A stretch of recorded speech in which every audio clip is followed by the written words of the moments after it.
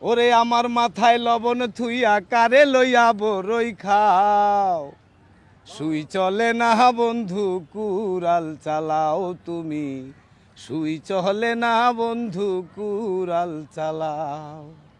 ওরে যত করবা চালাকি পরে বুঝবা জ্বালাকি, সুযোগ পাইলে পরের তেলে বেগুন ভাইজা খাও তুমি, সুযোগ পাইলে পরের তেলে বেগুন ভাইজা খাও, সুই চলে না বন্ধু কুড়াল চালাও। আপনার নাম টিটু পাগল কেন?